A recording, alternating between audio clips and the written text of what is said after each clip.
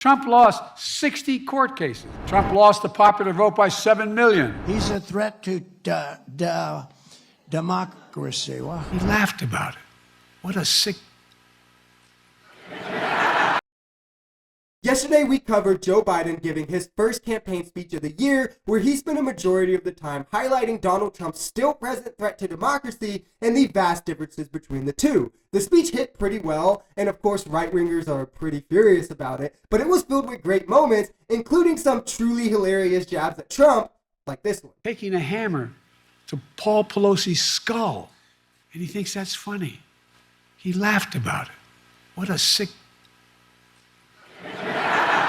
Joe Biden was actually speaking strongly throughout, something I can admit is not one of his strengths, and he got a lot of laughs from the crowd, while also being sure to highlight Donald Trump as the whiny little crybaby loser that he is. A record 81 million people voted for my candidacy and to end his presidency. Trump lost the popular vote by 7 million. Trump's claims about the 2020 election never could stand up in court. Trump lost 60 court cases. So of course, when being utterly destroyed and humiliated like that, practically turned into a laughingstock, Donald Trump would have to respond. His ego wouldn't let him not to. And did he address how he's not a threat to democracy in his response? Did he say how he would move on from the 2020 election in his response? Did he mention the Nancy Pelosi husband thing in his comments? Well, not quite. His response was about as mature as you could expect. That's why Crooked Joe is staging his pathetic fear-mongering campaign event in Pennsylvania today. Did you see him? He was stuttering through the whole thing. He's going he's a threat to democracy.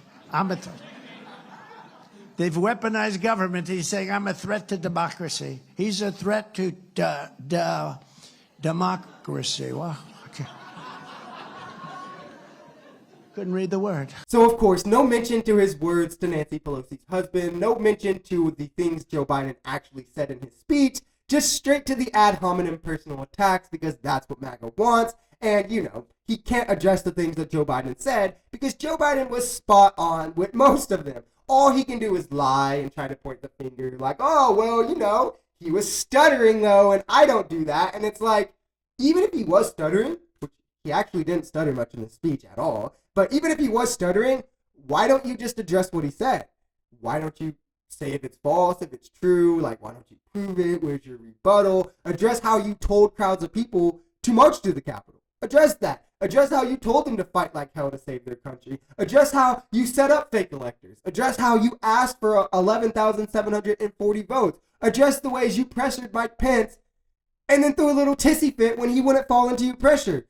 Donald Trump will never do any of those things. And with MAGA, he fortunately never has to. Not even sexual assault could knock him in the eyes of his cult. And that's why he gets away with acting like a 15-year-old spoiled brat on the campaign trail. But like, for me, in the fragile state of geopolitics that we have today, I definitely do not want somebody who thinks mocking a speech impediment is a sick burn or inappropriate response. I think we lucked out in the 4 years under Trump that there wasn't any serious geo-conflict for him to escalate, and it had nothing to do with his actions, like he likes to claim. I mean, I've shown multiple times in multiple videos how he was bombing more people than Biden and Obama, but I digress.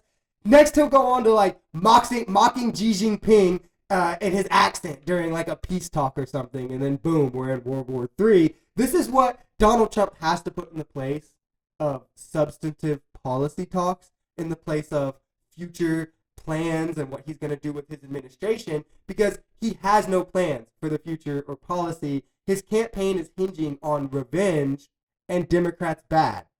And it's never been more clear than with a response like this.